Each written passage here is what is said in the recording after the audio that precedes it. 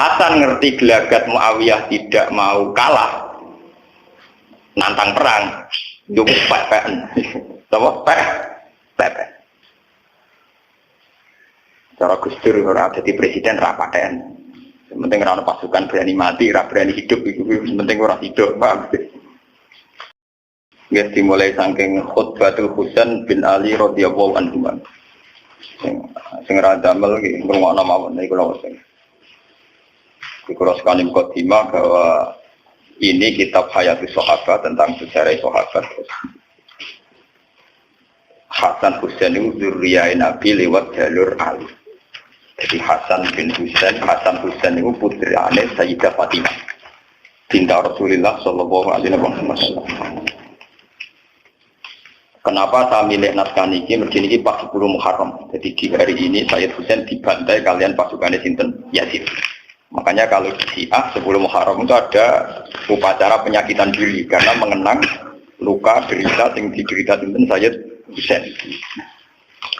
Dan ini yang perlu kalau terangkan zaman Nabi Sugeng, Nabi sebagai tokoh Muslim, tokoh mukmin, ini rumah notenan.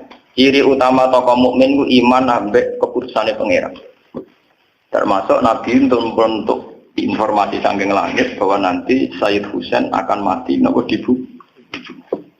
Tapi Nabi sebagai mukmin sejati tidak ngeluh karena terbunuhnya Husain toh akan melahirkan tonggak kebenaran yang sejati. Kayak mati ini para pejuang, mati ini jenderal-jenderal pejuang sing lahirno kemerdekaan. Mati ini Sayyid Husain jadi simbol siapa saja boleh berani mati demi kebenaran. Paham ya? Nabi tapi juga sering muji Sayyid Hasan, termasuk Syabdul Qadir Jilani, Sayyid Muhammad Alawi itu Al-Hasan. Sayyid Hasan melihat kompromi itu lebih baik ketimbang prahara, ketimbang tragedi. Sehingga era Sayyid Hasan disebut Amul Ijtima, di mana Sayyid Hasan memutuskan pemerintahan diserahkan Muawiyah semua, yang penting umat Islam aman, tidak terjadi konflik, terjadi stabilitas. Sayyid Husain menentang kebijakan kakaknya, dia yang hak harus hak, meskipun harus mati taruhan. Sehingga dua cucu Nabi menjadi simbol kompromi demi kebaikan umat, yang jadi simbol berani mati demi kebenaran juga. Kamane nak urip ya demi kebenaran, nak mati ya demi apa? Kados kula ngaten iki. Umpama aku wani urip, mergo kula yakin iso mulang Quran. Umpama aku mati, mergo aku yakin ketemu pangeran wae apik timbang ketemu Mustofa, paham? Jadi urip ya perkara demi pangeran, mati ya demi apa? Pangeran. Disebut inna sholati wa nusuki wa mahyaya wa mamati lillah. Dan itu sudah pas karena yang Sayyid Hasan melambangkan wa hayati demi wa mahyaya demi kebenaran. Sayyid Husain wa mamati demi apa? Kebenaran. Walhasil era Sayyid Hasan pemerintahnya tunggal, yaitu di Muawiyah, karena haknya Hasan sebagai khalifah. Hasan kan bin Ali, harusnya kan jadi khalifah menggantikan sinten Ali, tapi haknya itu dikasihkan sinten Muawiyah. Haknya Husain diambil oleh Husain. Anaknya Muawiyah Yazid tidak terima, akhirnya Husain dibantai. Nah ini lewat ngaji ini sampai ngerti kenapa Sayyid Husain milih itu, ya, milih metode itu, milih pilihan itu. Kenapa Sayyid Hasan milih amul istimewa? Dan ini mengkaji kalau terangkan yang jelas dengan referensi sanad mutasil sampai Sayyid Husain. Kalau piyambak perasaan gua nganti saat ini gimana? Sebab itu Nabi ngajari tentang hidup dan mati. Allahumma ahyini ma kanatil hayat khairan li wa tawafani ma kanatil wafat khairan li. Ya Allah, saya hidupkan kalau hidup itu lebih baik bagi saya. Dan saya matikan kalau mati itu lebih baik bagi saya. Orang oleh wong nentokno nganggo ikhtiar dhewe ora oleh. Ya Kanjeng Nabi pinter, nak darani urip ku gampang. Dadi Kanjeng Nabi nak ndonga ngoten. Ya Allah, hidupkan saya selagi hidup masih baik bagi saya. Dan matikan selagi mati lebih baik bagi saya. Kenapa Nabi cara berdoa begitu? Ya kadang dalam banyak hal memang hidup itu lebih baik. Kadang dalam banyak hal ya mati itu lebih baik. Makanya sebagian donga luwe diplomatis, luwe nopo. Bisa diterima secara optimistik tapi tidak mengurangi tawakal. Ini pun Nabi nanti mari donga malih. Allahumma ij'alil hayata ziyadatan li fi kulli khairin. Eling-eling. Allahumma ij'alil hayata ziyadatan li fi kulli khairin wal mauta rohatan li min kulli syarrin. Wal mauta rohatan li min kulli syarrin. Ya Allah, jadikan hidup saya itu sebagai bekal menambah kebaikan. Kalau saya mati, anggap saja akhir dari segala kejelekan. Mulane kula bolak-balik matur, nek ana mayit dilepas mesti apik. Mbok bajingane penjahat mesti apik. Kok penjahat apik nang mati, berarti rohatan li min kulli syarrin. Berarti itu terakhir kejahatan. Mulane kira ta protes. Sauri-uri zina maling kok saiki dilem apik, tetep apik matine, menang bar kejahatan. Paham? Iku Nabi tidak ngajarkan memang begitu. Hidup dianggap potensi ziyadatan fikul khairin apa mati dianggap rohatan mingkuli akhir dari segala kejelekan. Akhirnya apa yang terjadi? Wong ambek Allah kesenudon tok. Jadi kok Mustafa paling urip ya. Gusti kula isih urip berarti iso ngamal apik. Engko nek ape mati tok. Gusti, mati kula kiai kadang salah. Lah mati kula anggap mawon ngakhiri kesalahan niku, paham? Paham. Jadi ora usah ngeluh, nek ape mati ora usah napa? Kan ya nabi mati, ya Allah, kula urip kangge saya sakniki mati, anggap mawon potensi kejahatan kula berakhir di sini. Di sini wal mauta rohatan li min kulli syarrin, dan kematian adalah akhir dari segala keburukan. Ya sudah. Misalnya kita jadi bapak, anak urip sukses rumah tangga. Lah anak mati nak nol luwih apik kanggo anak.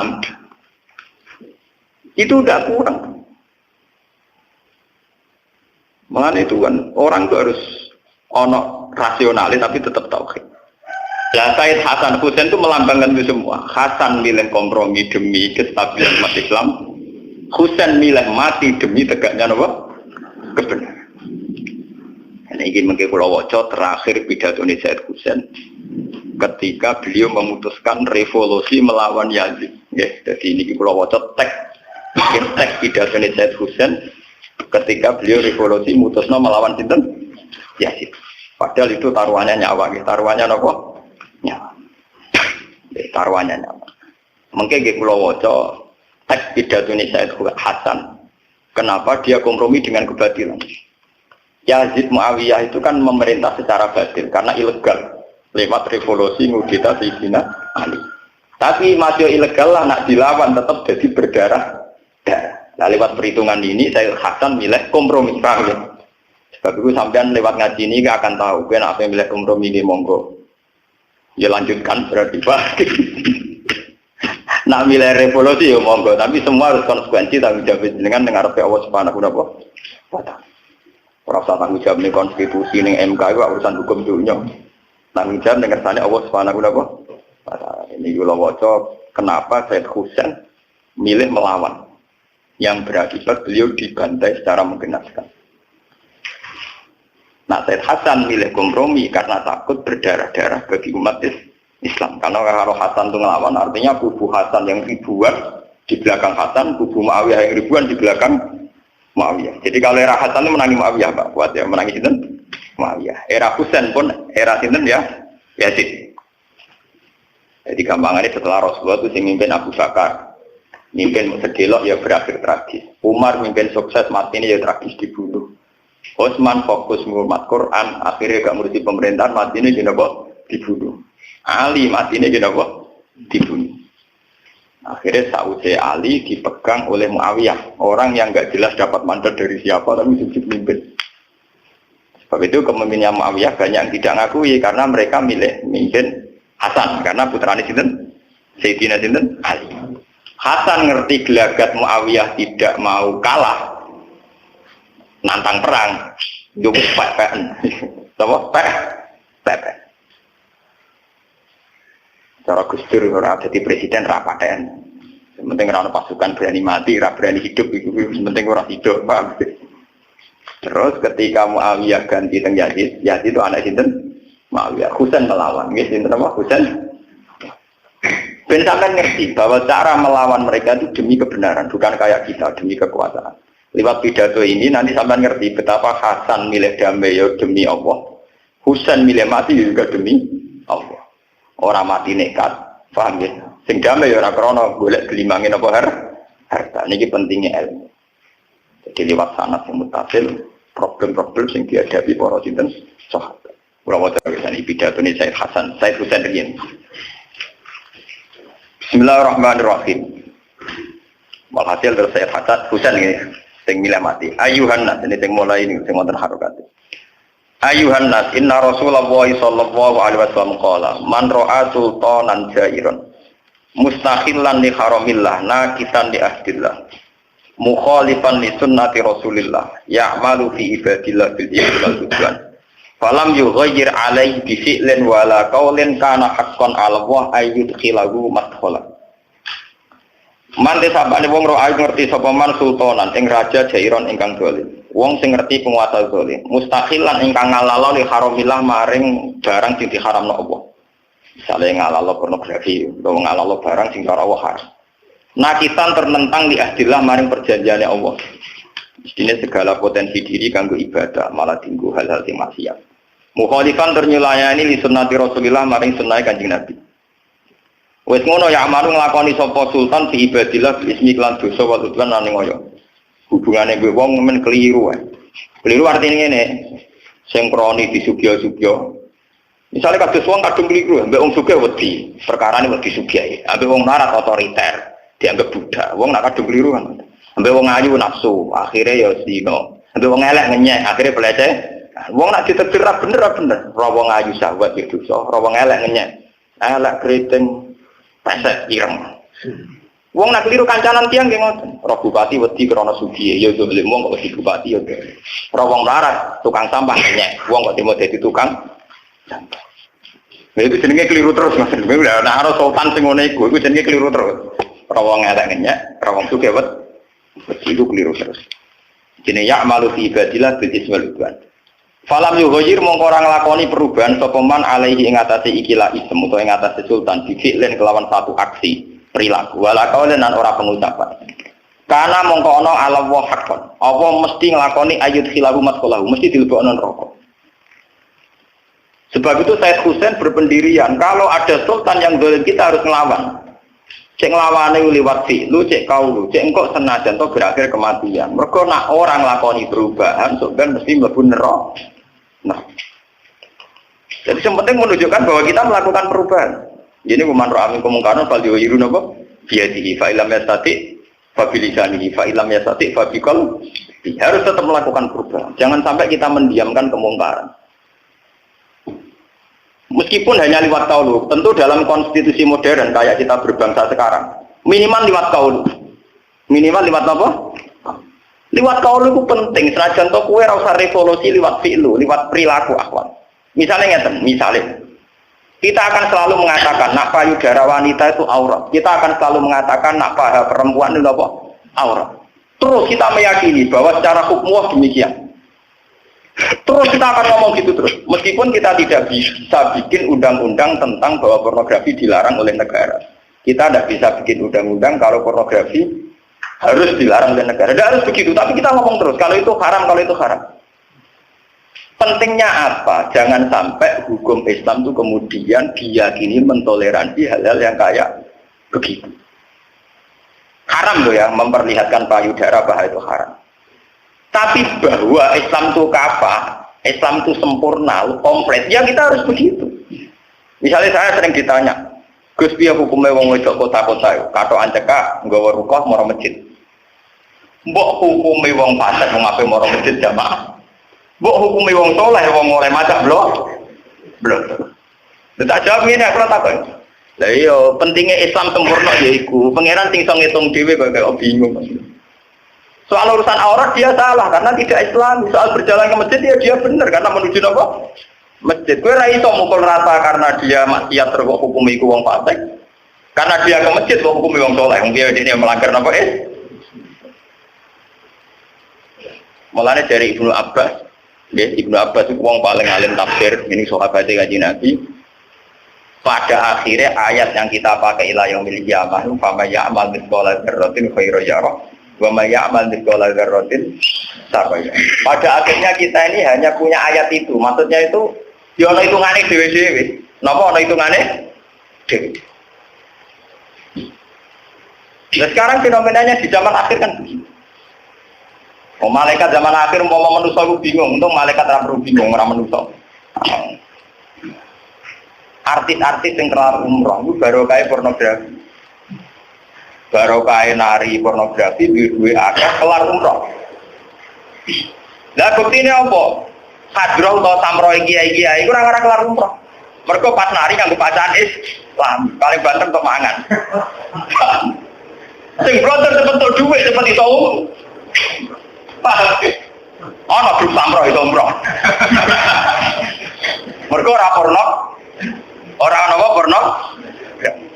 Sing pornografi cepet bentuk dhuwit akeh cepet. Lah misalnya malaikat kon nulis, mau malaikat iso mikir. Piye oleh nulis? Umroh ya apik, duwike kok pornografi. Berarti umroh barokah pornografi. Untung malaikat rapal mikir. Nah, akhirnya ditulis sama amal dolar karatin khairoi. Mulane goblok-gobloke wong Islam nek semarat kepen umroh yo goblok-gobloke wong Islam. Wis semarat kepen haji yo goblok-gobloke wong Islam.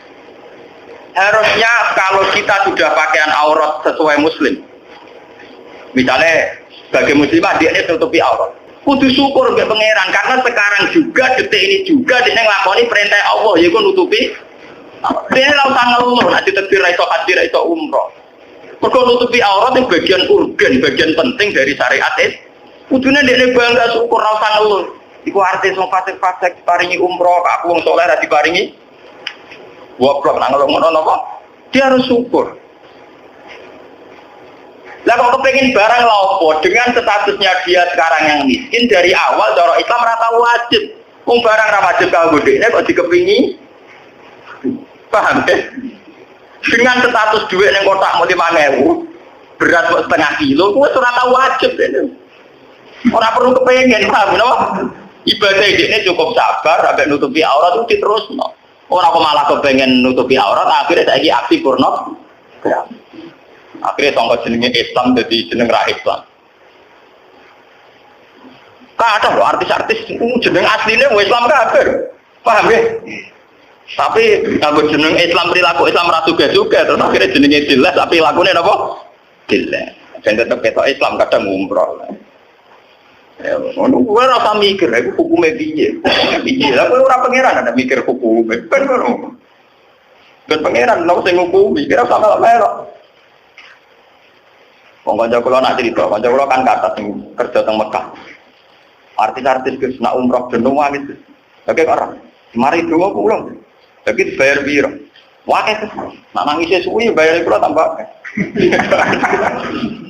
Cangkem. Jadi ini tukang mandu artis-artis. Kenal dia artis nasional. Dia tak omongi kan jago lon. Gue kurang ajar temen-temen. Lalu kaya mau wani marai dongo carane tawaf piye saiki ngono ya. Kaya wani marai carane nutupi aurat agak wani. Mboten wani lha iku ora termasuk marro amin kemungkaran apa? Cara aku kiai ini tak omongi ora usah dongo tawaf ora wajib, sing wajib ning Islam nutupi aurat. Untuk ngam tawaf keliru ora apa-apa. Paham? Ya tapi ya terapayu, Pak. Nah keyakinan Said Husain kebenaran harus diomongkan terus. Siapa melihat kezaliman dan tidak ngambil langkah, entah itu fi'lu entah qaul, mesti mlebu neraka. Itu keyakinannya Said Husain. Sehingga dia bertekad melawan pemerintahan sinten ya. Ya.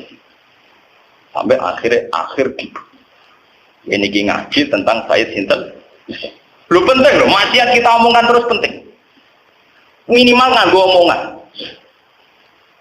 Kulo nu penentang keras nak ono kiai sopan.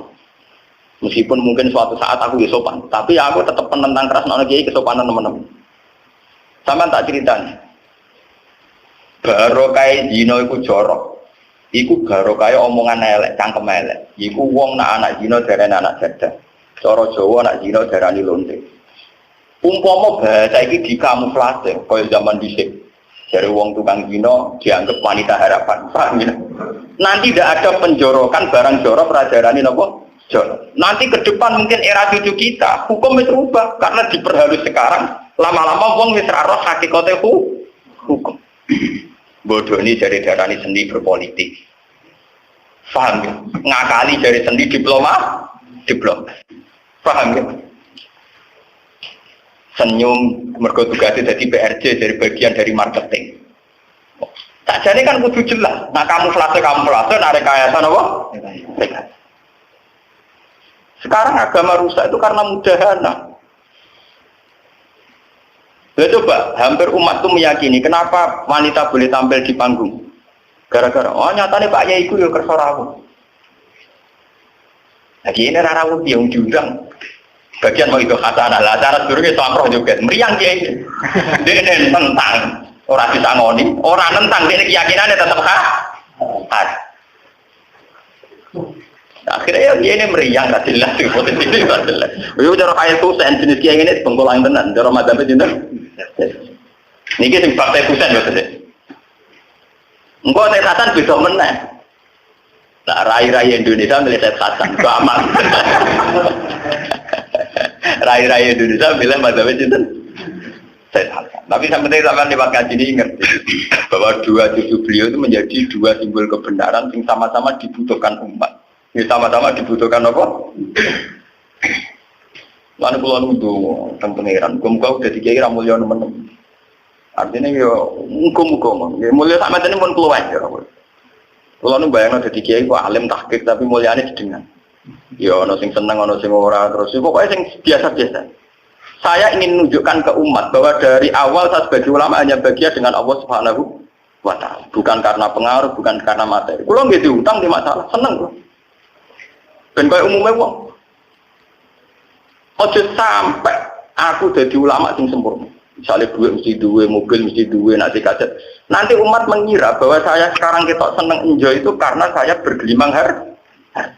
Makanya banyak ulama-ulama yang milih jasa, tidak punya apa-apa. Untuk menunjukkan bahwa keasikan dia sebagai ulama dengan Allah Subhanahu wa Ta'ala.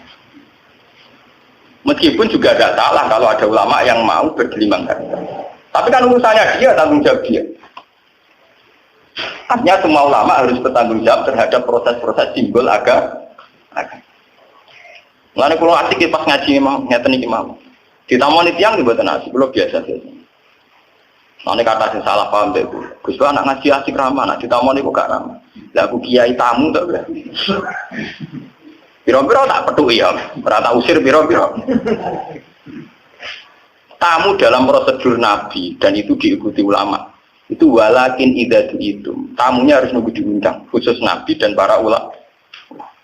Karena nanti kan Nabi ngurusi tamu resiko berjuang.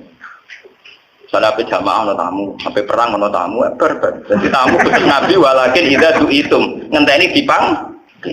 Wong Jawa nganggo dalil man apa palyukrim doi. Nah ana tamu kudu dimulyakno. Tapi iku kan kitab sepihak.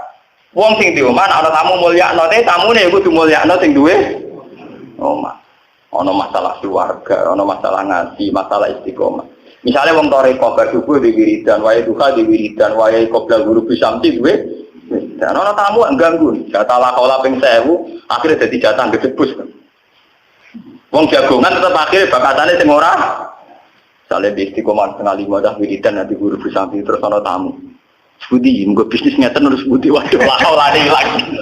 Padahal ning ati sampe maca kulhu ping 1000, gara-gara tamu bakatane ternak sapi, melencenge kadoan. Bar kulhu dadi ternak napa? Dari sapa tamu gak kriminal? Melenjangi kakek. Ada wong alim sing top-top kowe baju nyati badhe kula mus mau tenan tamu. Gelem ya ngene, ra gelem ya wis. Kowe ketemu tamu bedak beja masker. Nah kula rasa ekstrem iku tapi separuh tak latih separuh yen. Jengben tapi tak full no, sampe ra ditetir rodok tua tak full no, tapi tak latih separuh yen. Paling gak umat itu tahu. Jamaah kula mulai Bojonegoro Yogyakarta sering Gus kula kapan sowan jenengan? Sowan pas ngaji titik. Sowan pas ngaji titik. Karena itu bahaya sekali kalau ulama menerima tamu secara umum itu bahaya. Bahaya bagi tamu itu juga bahaya bagi ulama. Salah sing diwiridan barape maca kulo ping 1000 gara-gara ana tamu bakatane ternak napa? Kados kula sebagai ahli Quran ape neliti Quran ape gawe format sing luwih apik gara-gara ana tamu. Basa-basi. Anake pinten Gus? Loro, anak kula 3 Gus. Dongakno Gus. Yo, wis akhire ape bakat Quran dibakat anak, medune yo kakean. Kula lho sampean ora tahu. Apa ora karena ditamu rasa nolak ora payu to. Pak Mustafa dari kela agar hati tamu. Lah kan ora usah nolak ora duwe napa? Jadi ora usah napa? Santai mah. Malah tuh enak. Buatin kalau cerita ini pentingnya makanya di riwayatnya Ahmad bin Hambal ini. Ahmad bin Hambal termasuk wali top yang termasuk Madzhabul Arba. Allah itu tidak akan mencabut barokatal ardi hatta la yuqala lil zalim anta zalim. Jadi dunia ini rusak, nak wong zalim diomongi ora zalim. Hatta la yuqala lil zalim anta. Jadi sebetulnya bahasa harus konsisten. Sing maling tetap kita arani maling, sing lonte kita arani lonte, sing solihah kita arani solihah. Secara bahasa kita meskipun atas nama agama juga lonte itu hak tobat, paham ya? Maling itu hak. Tapi bahasa jangan dirubah. Ciri utama Quran furqan, di sing hak diomongno hak, sing batil diomongno. Ojo dirubah, nek dirubah bahaya. Misalnya koruptor di duit 1 miliar. Mestinya bahasanya dia tetap koruptor. Tapi enggak, gara-gara rapati konangan atau nyiwap kiai dibangun masjid megah mentek 0,5 miliar. Ngamal 0,5 miliar kok duit colongan dianggap dia ini pendiri masjid. Statusnya koruptor hilang jadi pendiri masjid. Itu bahaya nek agama begini napa? Sing wong soleh bendera itikaf mau disebut pembersih masjid itu ora lara. Lara.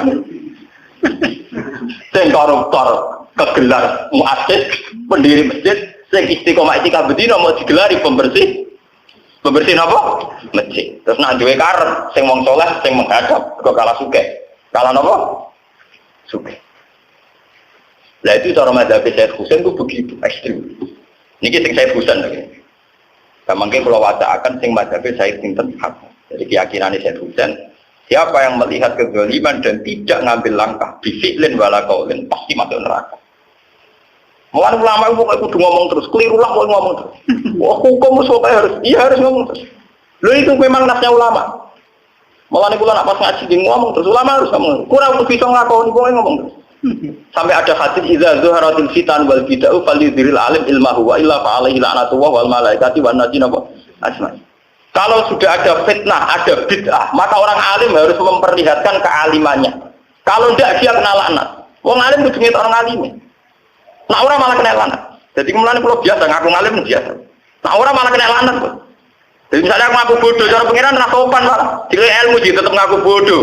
Iku tuh gale dikei mangan marek aku lesu. Iku kurang ajar jenenge. Malah wong salah paham. Aku ngaku alim dari sombong goblok-gobloke wong. Kowe nek dikai dhuwit pangeran, dikai warak yo ngaku warak, aja ngaku napa? Paham? Nek dikai ngalim yo ngaku napa? Lho kula wingi nembe malam setu debat besok orang kiai gara-gara. Kula niku akan bahaya kalau Islam hanya diimplementasikan, disimbolkan oleh yayasan Islam. Misalnya ada MTS, ada Aliyah Negeri, ada IAIN, ada UIN. Akan bahaya kalau Islam hanya terwakili oleh simbol-simbol ini. Karena nanti pada akhirnya kiai yang di situ, misalnya ulo, kiai alim sini kono. Karena bentuknya sudah yayasan Islam, misalnya yayasan Islam opo. Mujar Romanto Alidah opo, pokoknya yayasan opo. Setelah saya jadi direktur di situ, pasti terjebak oleh permainan di situ. Saya akan mengeluh masalahnya jumlah siswa sedikit atau jumlah siswa tidak tepat waktu jam 7. Saya ngeluh mergo jumlah siswa tidak mau senam, tidak mau pacaran. Lah wong kiai kok ngeluh perkara anak asuhe gak nopo? Gak upacara. Akhirnya apa? Yayasan ini menjebak seorang kiai untuk berpikir harus ada upacara, ada senam, ada acara-acara khas modern. Dia menganggap masalah Islam di yayasannya itu. Kalau terjebak, maksud saya kalau terjebak. Kalau dia sebagai kiai kafah tentu tetap berpikir di ujung pedalaman Purwodadi misalnya ono agama sampean sing nyembah gambar Soekarno, di ujung sana ono Lia Eden, di ujung sana ada Musodek, di sana pedalaman Sulawesi ada Alar Masdiah, engko sing ramat-lamat ya ono si A, Wahabi. Iki piye mestine? Mestinya kalau kita kafah berpikir tentang polemik-polemik terhadap aliran Islam sing macam-macam. Tapi kalau kita sudah di yayasan, kamu hanya berpikir tentang problem di yayasan itu. Dan gue ngerasa pejuang Islam hanya karena mimpin yayasan ini. Padahal itu tertutup sekali. Saya pondok gontor ya gontor tok. Misalnya yayasan di saya tok. Di sini tok. Bagaimana kamu jadi kiai merasa kafah, merasa komplit kalau kamu hanya sebatas di yayasan itu? Ini kalau ngomong be direktur alia. Saya tak mau yang kita ngaji dengan kok perlu jadi direktur kan halus itu. Pertama kadang nawani kulo. Derek mucal Gus. Mulang opo? Dia mulang tengah alia. Ya nak mulang gelem mergo kiai jan begane mulang.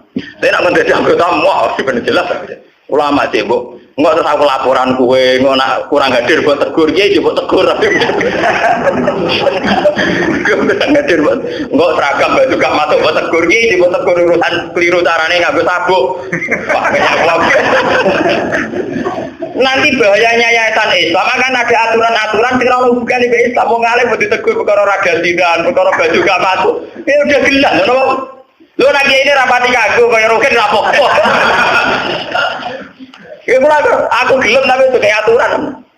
Tapi ini gue syarat yayasan ini butuh jalan. Lah iku aku mau ya iku. Gue ora ngajar tenan iki, Bu. Mbak. Kalau tidak yayasan Islam tidak apa-apa. Tapi ini kan ngatasnamakan lembaga apa? Islam.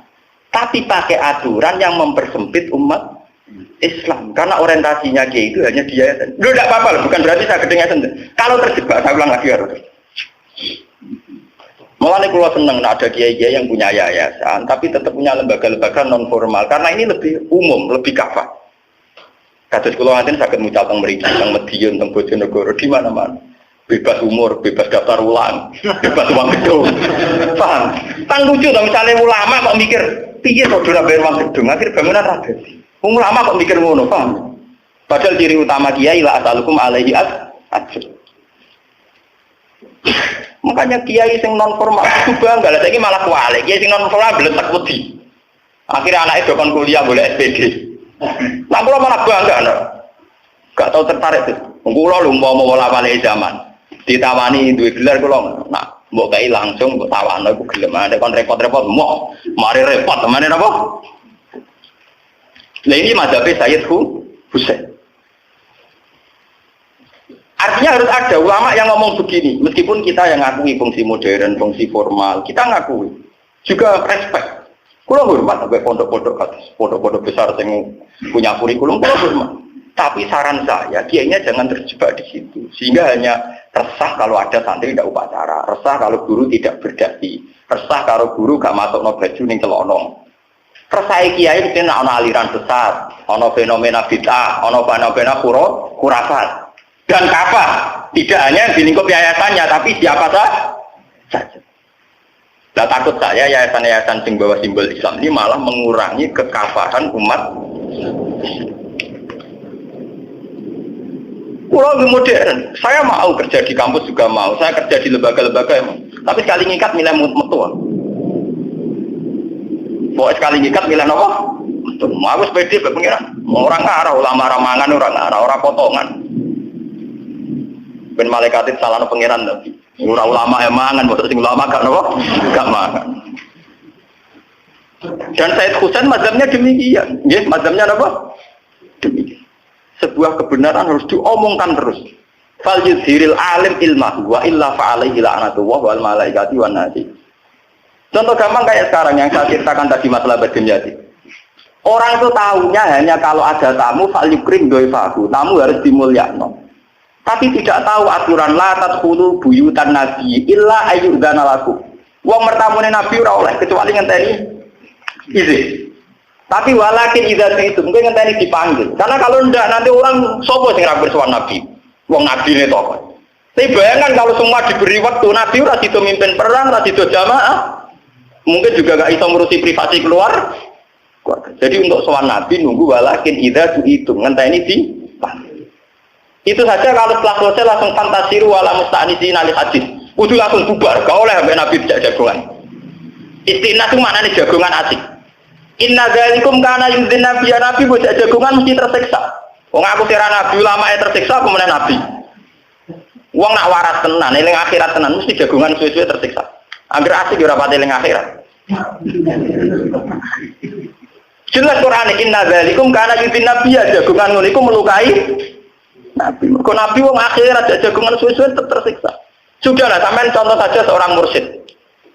Orang mursid sing duwe wiridan kok gurune jam 5 wiridan nganti hurufus samsi kepengen takbir disiapno kepen maca kul kuping saya ana tamu. Mbah, mergawe wangil, Pak. Mungkin jajal ternak sapi niku. Berkulku medeng dadi napa? Dia atas nama Falikir Dewa itu juga dapat. Iya ngoten nggih sae. Wis pundi pacarane? Ujug-ujug wis urip padha bar wiridan. Iku tersiksa, pasti tersiksa. Padahal mau sekedar bayangkan kayak Nabi. Lho maksudnya ilmu ini yo diulangno, cuma Falikir Dewa udah ngoten to. Nah sampean tetap Falikir Dewa ora apa-apa, ora pengaruh ya sampean. Artinya umpama ora ana tamulah ora wiridan lho. Rai kok sampean ora ana tamulah kan ora wiridan. Misale rukin ora tamu, paling kukar-kukur sangat jelas. Padha ae. Paham ya? Wong ado nek padha mlebu metu omahe ra jelas. Malah dol anak SMP. Lah iku ora apa-apa ditamu ku ora ditamulah ya ora wiri. Ora wiri. Tapi sampean bayangno kan wong saleh kaya Ki Arwani, Mbah Hamid Pasuruan, wong saleh-saleh sing gaweane ngaji wiridan, mbok tamoni. Nuwun bisa akeh. Lah suwe-suwe kuat-kuatan. Ya kadang ya ini sing kalah tenan. Mulai rohmani sedonya itu kuat kalah tenan. Nah kula insyaallah ora potongan kalah. Muga-muga ora potongan apa? Kalah. Moya ngerono sing pertama kula tak kandhani ben sowan pas ngaji kita. Jadi konsultasi ya, urusan dunia, urusan duit, kiai rapati iso. Aku juga gue. Nah, urusan akhirat, ya pas ngaji itu tuh akhirat urusannya. Nah, urusan dunia apa misalnya dilapor, urusan geger bojo, kiai biasa geger bojo ini kulo biasa. Urusan ada duit, kiai juara masalah radio. Wah, semalah, es kebal, kenapa? Mana kulo tak kenang cerita nasi Dina Umar, ono wong itu kari bojo ini soal Dina Umar. Pas itu Sayyidina Umar dijubedek bojo. Sayyidina Umar ya tetap manggano tamu. Ana apa, Jung? Sampun Sayyidina Umar. Lho urung matur kok sampun, nggih sampun. Lah yo kowe rene apa opo? Ya badhe matur tapi sampun. Sopan sampun. Akhire matur, rumah kula sing disial-sial bojo kula tok. Jebule tak jenengan. Lho itu kan masalah sosial. Ora di dhuwit tukaran mbek bojo, mbek tangga salah paham ning tempat kerja kan gawane urip, ora usah mbok konsultasekno bola. Iku anggere wong yo ngalami, nek ora ngalami yo ora wong. Ono kok laporno. Mok pengeta banget. Tak kula nak ubillah. Tapi guru kula Yesus kemu mboten ate kula lapor. Kula sering ada dipancing. Piye ekonomi kula wis ae sesuai jatah saya.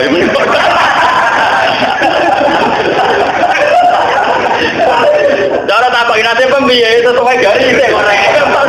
Umur buat gere goblok. Lagi agak apa meneh? Dari kon iman be kodok.